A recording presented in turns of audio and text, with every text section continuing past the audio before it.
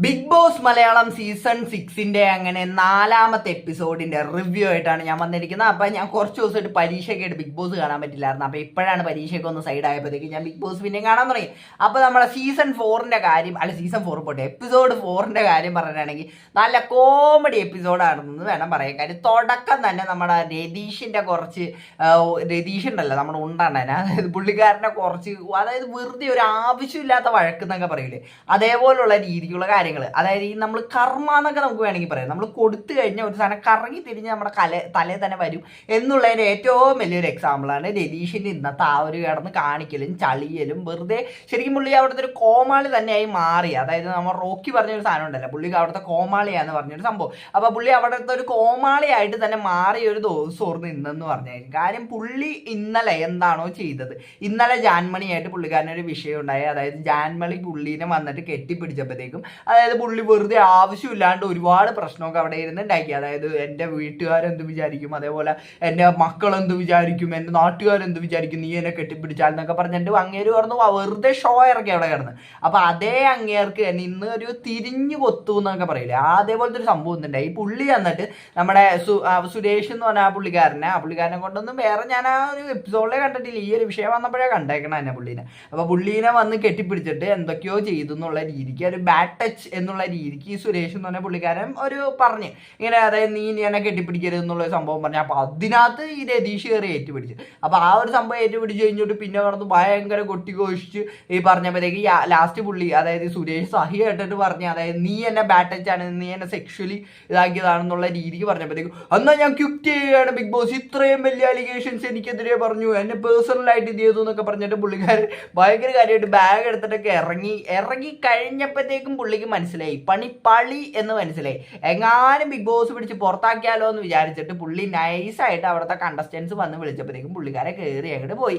അപ്പോൾ കയറിപ്പോയപ്പോൾ എൻ്റെ പൊന്നോ നാണം കെട്ട് നാറി കയറിപ്പോയപ്പോൾ ഉണ്ടല്ലോ, ആ അളിഞ്ഞ ആ മുഖം ഒന്ന് കാണണമെന്ന് രതീഷിൻ്റെ. കാര്യം എല്ലാവരും കണ്ടിട്ടുണ്ടാവും. അപ്പോൾ അത് തന്നെ നല്ല കിടിലനൊരു സീനായിരുന്നു. ആ ഇറങ്ങി പോക്കും സീനായിരുന്നു. അതായത് വെറുതെ, അതായത് ഒരാവശ്യമില്ലാത്തൊരു വഴക്കും കാര്യങ്ങളായിട്ടാണ് എനിക്കതൊരു സംഭവം കണ്ടപ്പോഴത്തേക്കും തോന്നി. പിന്നെ നമ്മൾ പറയാനുള്ളത് സിജോ. ഇന്നത്തെ എപ്പിസോഡിനകത്ത് എടുത്ത് പറയേണ്ട കുറച്ച് പേരുന്നു. രതീഷിനെ എടുത്ത് പറയണം. പിന്നെ സുരേഷ് പിന്നെ ഒരു എനിക്ക് വലിയ കാര്യമായിട്ടൊന്നും തോന്നല. എന്നാലും സുരേഷ്, പിന്നെ നമ്മുടെ ജിൻഡോയും പോട്ടെ, എനിക്ക് ഇവരുടെ എല്ലാവരും പേര് ചിലപ്പോൾ മാറിപ്പോകാനായിട്ടുള്ള സാധ്യത ഉണ്ട്. കാര്യം ഞാൻ ഇവരുടെ എല്ലാവരും പേര് പഠിച്ചു വരണുള്ളൂ. അപ്പോൾ നമ്മുടെ സിജോ, അതേപോലെ തന്നെ ജാസ്മിൻ, അവരെയൊക്കെ ഇന്നത്തെ എപ്പിസോഡിനകത്ത് അത്യാവശ്യം കത്തി എന്ന ആൾക്കാരായിരുന്നു. അപ്പോൾ നമ്മുടെ സിജോൻ്റെ കാര്യം പറഞ്ഞു, സിജു നല്ല അടിപൊളിയാട്ടോ. സിജോ എനിക്ക് ഭയങ്കര ഇഷ്ടപ്പെട്ടു. സിജോൻ്റെ ആ ഒരു ക്യാരക്ടർ, അതായത് പക്ക എണ്ണി പോയിന്റുകൾ പറയുന്നത്. അതായത് ഇപ്പോൾ നമ്മുടെ രതീഷിനെതിരെയാണെങ്കിലും ഓരോരുത്തർക്കെതിരെയും നല്ല എണ്ണി പോയിന്റുകൾ പറയണം. അങ്ങനെയുള്ളവരെയാണ് നമ്മൾ ബിഗ് ബോസിനകത്ത് നിർത്തേണ്ടതെന്നാണ് എൻ്റെ ഒരു അഭിപ്രായം. കാര്യം അങ്ങനെയുള്ളവർ നിന്നിട്ട് കാര്യമുള്ളൂ. ഇപ്പോൾ നമ്മൾ രതീഷിനെ നോക്കണമെങ്കിൽ പുള്ളിയും അടിപൊളിയാണ്, പുള്ളി നല്ല കണ്ടന്റ് ഉണ്ടാക്കേണ്ടത്, പുള്ളി ഉള്ളതുകൊണ്ട് അവിടെ ഒരു ഓളം ഉണ്ട്. അപ്പോൾ ആ ഒരു സംഭവമൊക്കെ പുള്ളിക്ക് ഉണ്ട്. അതേപോലെ തന്നെ ഇപ്പോൾ ജാസ്മിനെ നോക്കണമെങ്കിൽ, ഇപ്പോൾ ജാസ്മിനെ പല സ്ഥലത്തും പലരെയും ഓവർ പവർ ചെയ്യുന്ന പോലെ എനിക്ക് തോന്നിയിട്ടുണ്ട്. പിന്നെ അങ്ങനത്തെ കുറച്ച് സംഭവമൊക്കെ എനിക്ക് ഫീൽ ചെയ്താണ് ജാസ്മിൻ്റെ കേസിനകത്ത്. ജാസ്മിനെയും എനിക്ക് ഭയങ്കര ഇഷ്ടമാണ്. കാര്യം പുള്ളിക്കാരിയുടെ ആ ഒരു സംസാരം കാര്യങ്ങളൊക്കെ എനിക്ക് ഭയങ്കര ഇഷ്ടമാണ്. ഇപ്പോൾ പലരും പറയുമായിരിക്കും ജാടയാണ്, ഇതാണെന്നൊക്കെ പറയുമായിരിക്കും. പക്ഷേ എനിക്ക് പുള്ളിക്കാരിയുടെ എന്തോ ഭയങ്കര ഇഷ്ടമാണ്. അപ്പോൾ ഇന്നത്തെ എപ്പിസോഡിനകത്ത് അപ്പോൾ ഫസ്റ്റത്തെ മെയിനായിട്ട് നടന്നൊരു ടോപ്പിക് എന്ന് പറഞ്ഞാൽ ഈ നമ്മുടെ രതീഷിൻ്റെ ഈ വെറുതെ നാടകങ്ങളും അതേപോലെ ഇറങ്ങി പോകുന്നുള്ള ആ ഒരു നാടകം. അത് കഴിഞ്ഞിട്ട് പിന്നെ നടന്നതെന്ന് പറഞ്ഞു കഴിഞ്ഞാൽ, അതായത് ആ ഒരു സമയത്ത് നമ്മൾ നോക്കണമെങ്കിൽ ഈ നമ്മൾ ബാക്കി കണ്ടസ്റ്റൻസിനെ നമ്മൾ എടുത്തു പറയുന്നുണ്ട്. ഈ രതീഷ് ഇറങ്ങി പോയ സമയത്തുണ്ടായ ബാക്കി കണ്ടസ്റ്റൻസിൻ്റെ റിയാക്ഷനും കാര്യങ്ങളൊക്കെ നമ്മൾ എടുത്തു പറയേണ്ട കാര്യമോ. കാര്യം ബാക്കി കണ്ടസ്റ്റൻസ് തിരിഞ്ഞും കൂടെ നോക്കില്ല രതീഷ് ഇറങ്ങി പോകുന്നത്. പുള്ളി ഇറങ്ങി പോയപ്പോഴത്തേക്ക് കുറേ പേരൊക്കെ ജാതകമൊക്കെ പാടി കൈ കൊട്ടറ്. അതുപോലെ അത് കഴിഞ്ഞിട്ട് പിന്നെ പുള്ളി ഇറങ്ങാൻ നേരത്തെ പുള്ളിക്കാരൻ ഒരുപാട് ഷോ ഉണ്ടായി. അത് അവിടെ നിന്നിട്ട് ക്യാമറയിനകത്ത് നോക്കിയിട്ട് I am the greatest contestant ever എന്നൊക്കെ പറഞ്ഞിട്ടുള്ള സാധനമൊക്കെ ഉണ്ടായി. അപ്പോൾ അതൊന്നും കണ്ടസ്റ്റൻസ് തിരിഞ്ഞും കൂടെ നോക്കില്ല എന്നുള്ളതാണ്. അവരവിടെ എന്താണോ ചെയ്തിട്ടുണ്ടായിരുന്നത് അത് തന്നെ കണ്ടിന്യൂ ചെയ്തത്. അതായത് ഇങ്ങേർക്ക് വെറുതെ സ്ക്രീൻ സ്പേസ് കൊടുക്കില്ല എന്ന് തീരുമാനിച്ചേക്കണാണ് കണ്ടസ്റ്റൻസ് എന്ന് തോന്നി ആ ഒരു സാധനം കണ്ടപ്പോഴത്തേക്കും. പിന്നെ 1-2 പേരൊക്കെ പോയി വിളിച്ച്, അപ്പോൾ പുള്ളിക്കാരൻ കയറിപ്പോയി. അതായത് കയറിപ്പോകാനായിട്ട് എന്തെങ്കിലും മോങ്ങാൻ നിന്ന പട്ടിയുടെ തലയെ തേങ്ങ വീണെന്ന് പറഞ്ഞ പോലെയാണ് പുള്ളിക്കാരൻ കയറിപ്പോയത്.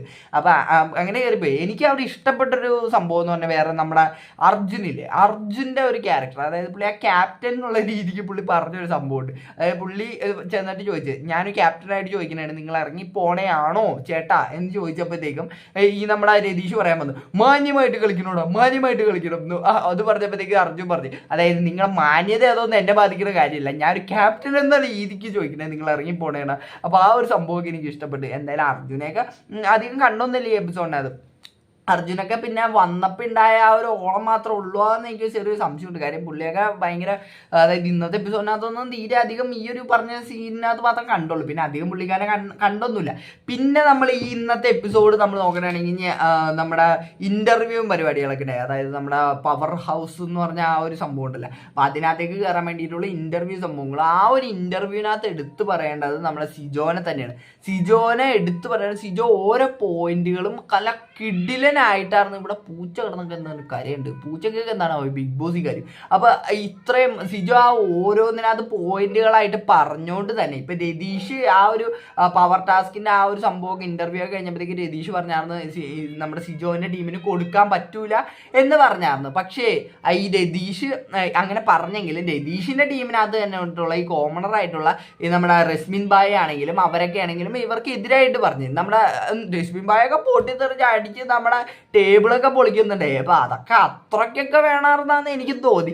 ടേബിളൊക്കെ അടിച്ചു പൊട്ടിക്കാൻ മാത്രം, ഇവിടെ പൂച്ച എന്താണ് എനിക്ക് ബാക്ക്ഗ്രൗണ്ട് സ്കോർ ഇടുക. അപ്പൊ ടേബിളൊക്കെ അടിച്ചു പൊട്ടിക്കാൻ മാത്രം ഉണ്ടാകുന്നൊക്കെ എനിക്ക് തോന്നിയായിരുന്നു. പക്ഷെ എന്നാലും പുള്ളിക്കാരി അങ്ങനെയെങ്കിലും ഒന്ന് വാ തുറന്നല്ല എന്ന് ഓർത്ത് എനിക്ക് സമാധാനമുണ്ട്. കാര്യം ഇതേപോലെയുള്ള കോമണേഴ്സ് ഒക്കെ എൻ്റെ ഉള്ളിലേക്ക് പോയി കഴിഞ്ഞാൽ, ഇപ്പൊ കഴിഞ്ഞ പ്രാവശ്യത്തെ ഗോപിയൊക്കെ അത്യാവശ്യം നല്ല കോമണറായിരുന്നു. പിന്നെ ഈ പ്രാവശ്യത്തെ ഇതൊക്കെ ഒരു പേരിന് വേണ്ടി കാണിക്കുന്ന പോലെയൊക്കെ എനിക്ക് പലപ്പോഴും തോന്നുന്നുണ്ട്. പക്ഷെ എന്നാലും കുഴപ്പമില്ല, അവരൊക്കെ വാ തുറന്നല്ലോ, അത് തന്നെ ആശ്വാസം. പിന്നെ ഇടയ്ക്കിടയ്ക്കൊക്കെ ഈ വന്നം പോണ ഊക്കൊക്കെ നമ്മുടെ രതീഷിന് കിട്ടുന്നുണ്ട്. അങ്ങനെ കിട്ടുമ്പോഴത്തേക്കും 2 ചാൻസ് ആണുള്ളത്. ഒന്നില്ലെങ്കിൽ അങ്ങേർക്ക് ഭീകരമായിട്ട് ഫാൻസ് വരാം, അല്ലെങ്കിൽ അങ്ങേർക്ക് ഭീകരമായിട്ട് നെഗറ്റീവും വരാം. ഈ നെഗറ്റീവ് എന്ന് പറഞ്ഞൊരു സാധനം രതീഷിന് അങ്ങനെ നെഗറ്റീവ് എന്നല്ല, ഒരു കോമാളി എന്നുള്ള സെറ്റപ്പ് ആണെന്ന് തോന്നുന്നുണ്ട് രതീഷിന് കൂടുതലും കൂടെ വരാൻ സാധ്യതയുള്ളൂ. നെഗറ്റീവിനേക്കാൾ ഉപരി നെഗറ്റീവ് വരാൻ സാധ്യതയുണ്ട്. പിന്നെ നമ്മുടെ ഇന്നലെ ജാൻമണിയുടെ കേസിനകത്തൊക്കെ എനിക്ക് പുള്ളിക്കാരനെ ഒട്ടും താല്പര്യപ്പെട്ടില്ല, ഇഷ്ടപ്പെട്ടില്ല. അങ്ങനെ ആ ഒരു കാണിക്കലും ജാൻമണി ആ ഒരു ഇന്റൻഷനോടല്ല ചെയ്തത്. പക്ഷേ ഇപ്പൊ നമ്മുടെ ഈ സുരേഷിന്റെ ആ ഒരു ഈ ബാഡ് ടച്ച് റിലേറ്റഡ് ആയിട്ടുള്ള അതിനകത്തേക്ക് തന്നെ ഞാൻ ഒന്നും കൂടെ കിടങ്ങനെയാണ്. ഈ ബാഡ് ടച്ച് എന്ന് പറയുന്ന സാധനം അത് ആർക്ക് വേണമെങ്കിലും എപ്പോഴും വേണമെങ്കിലും ബാഡ് ടച്ച് ആണോ ഗുഡ് ടച്ച് ആണോ അതൊക്കെ ഫീൽ ചെയ്യാം. ഇപ്പൊ ഞാൻ ഒരാളെ പോയി തൊടുമ്പോഴത്തേക്കും ഞാൻ ചിലപ്പോൾ ആ ഒരു ഇന്റൻഷനോടെ ആയിരിക്കില്ല അയാളെ തൊട്ടേക്കുന്നത്. പക്ഷെ അയാൾക്ക് ചിലപ്പോൾ അതൊരു മോശമായിട്ടുള്ള ഒരു ഇതായിട്ട് തോന്നണമെങ്കിൽ അയാളത് പറഞ്ഞു കഴിഞ്ഞാൽ പിന്നെ ഞാനത് ആവർത്തിക്കാണ്ടിരിക്കുക. അതാണ് അതിൻ്റെ ഒരു മെയിൻ ഇത്. അല്ലാണ്ട് പിന്നെ ഞാൻ അയാളെ അതും പറഞ്ഞിട്ട് ചൊറിയാന്ന് പറയുന്നത് അതൊരു മെനകെട്ട പരിപാടിയാണ്. അപ്പോൾ അതാണെന്ന് രതീഷ് കാണിച്ചാൽ അതിന് പണി ഇട്ടേ ചെയ്തു. ഓക്കെ, അപ്പോൾ ഇന്നത്തെ ആ ഇന്റർവ്യൂ ടാസ്കും അതൊക്കെ വ്യത്യാസം കുഴപ്പമില്ലായിരുന്നു എന്നേ പറയാനുള്ളൂ. പിന്നെ ആ ഒരു ടാസ്കിനകത്തൊക്കെ ആണെങ്കിൽ ജാസ്മിൻ ബാക്കിയുള്ള ആർക്കും സംസാരിക്കാനായിട്ട് സമയമേ കൊടുക്കില്ല. ജാസ്മിനോട് ഇന്ന് എന്ന് പറയുന്നത് മാത്രമല്ല, പിന്നെ ബാക്കിയുള്ളവർ പറയുമ്പോഴത്തേക്ക് പിടിച്ചും കൂടെ നിർത്തും. രതീഷിനൊക്കെ അവിടെ ഇരുന്നിട്ട് പറയാൻ മുട്ടിയിട്ടും വയ്യ. പിന്നെ ലാസ്റ്റ് കൈകൊട്ടിയൊക്കെ പുള്ളിക്കാരൻ അഡ്ജസ്റ്റ് ചെയ്യണ്ടേ. പിന്നെ അതേപോലെ തന്നെ രതീഷും മാത്രമല്ല, പുള്ളിക്കാരൻ്റെ ഈടെ അടുത്ത് നിന്ന ജിൻഡോ എന്ന് പറഞ്ഞ ആ പുള്ളിയും ഒന്ന് പറയാനായിട്ട് വാ വെക്കുമ്പോഴത്തേക്കും നമ്മുടെ ജാസ്മിൻ പിടിച്ച് താത്തും. അപ്പൊ ഇതൊക്കെ ഈ ജാസ്മിൻ്റെ ഓവർ പറയും. പിന്നെ ഓവർ പവർ ചെയ്യലാണ് ഈ ബിഗ് ബോസ് എന്ന് പറഞ്ഞേ. ബിഗ് ബോസിനകത്ത് ഓവർ പവർ ചെയ്ത ഒരാൾ വരുമ്പോഴത്തേക്കും അയാളെ താഴ്ത്തി നമ്മൾ മുന്നോട്ട് പോയാലാണ് കാര്യമുള്ളൂ. അപ്പൊ അതും ബാക്കിയുള്ള കണ്ടസ്റ്റന്റ് മനസ്സിലാക്കിയിരുന്നെങ്കിൽ നല്ലതായിരിക്കും. ഇപ്പൊ റസ്മിൻ ബായി ഒക്കെ ആണെങ്കിൽ ഇപ്പൊ ജാസ്മിൻ ബാക്കിയുള്ളവർ ഓവർ പവർ ചെയ്യുമ്പോഴത്തേക്കും പുള്ളിക്കാരി സപ്പോർട്ട് ചെയ്യണ പോലെയൊക്കെ എനിക്ക് പലപ്പോഴും തോന്നിയായിരുന്നു. പിന്നെ ഇന്നത്തെ എപ്പിസോഡിനകത്ത് ഏറ്റവും ലാസ്റ്റ് കണ്ടൊരു സംഭവമുണ്ട്. അതായത് നമ്മുടെ ജാസ്മിനും പിന്നെ അതേപോലെ തന്നെ ഗബ്രിയും തമ്മിലുള്ള ഒരു ലവ് ട്രാക്ക് തുടങ്ങുന്നുണ്ടോ എന്നൊക്കെ ഒരു സംശയമായിട്ട് ജാസ്മിൻ ലവ് ഗബ്രി എന്ന് പറഞ്ഞ സാധനങ്ങളൊക്കെ ഇറങ്ങാനായിട്ടുള്ള ഒരുപാട് സാധ്യതയുള്ള സാധനങ്ങളാണ് നമ്മുടെ ഇന്നത്തെ എപ്പിസോഡിന്റെ ക്ലൈമാക്സിനകത്ത് നമ്മൾ കണ്ടത്. അപ്പോൾ അതൊക്കെ ഇനി എവിടം വരെ പോവും എന്നൊക്കെ നമ്മൾ കണ്ടറിയണം. ജാസ്മിനും ഗബ്രി എന്തായാലും അവർ തമ്മിൽ നല്ല വൈബൊക്കെ ആയിട്ട് ഇരിക്കുന്നുണ്ട്. അപ്പോൾ ഇതൊരു ലവ് ട്രാക്കിനകത്തേക്കുള്ള പോക്കാണോ എന്നൊക്കെ നമ്മൾ കണ്ടറിയണം കോശി എന്നൊക്കെ പറയൂലേ, അതേപോലെ തന്നെ നമ്മൾ കണ്ടറിയാമെന്ന് മാത്രമേ എനിക്കിതിനകത്ത് പറയാനുള്ളൂ. അപ്പോൾ ഇന്നത്തെ എപ്പിസോഡിനകത്ത് ഇതൊക്കെയാണ് മെയിൻ ആയിട്ട് നടന്നത്. കുറേ പേരൊക്കെ ഉണ്ട്, ആ ശ്രീതു എന്ന് പറഞ്ഞവരൊക്കെ ഉണ്ട്. അവരൊക്കെ ചുമ്മാ ഓസിന് കയറിപ്പറ്റി, നമ്മുടെ പവർ റൂമിനകത്ത് ഓസിന് കയറിപ്പോയി. അവരൊക്കെ കാര്യം അവർ ആ ഒരു വായും കൂടെ തുറക്കണ കണ്ടില്ല, വെറുതെ അവിടെ ഇങ്ങനെ ഇരിക്കണുണ്ട്. അപ്പോൾ അവരൊക്കെ ചുമ്മാ കയറിപ്പോണ്ടേ ആ നമ്മുടെ പവർ റൂമിനകത്തേക്ക്.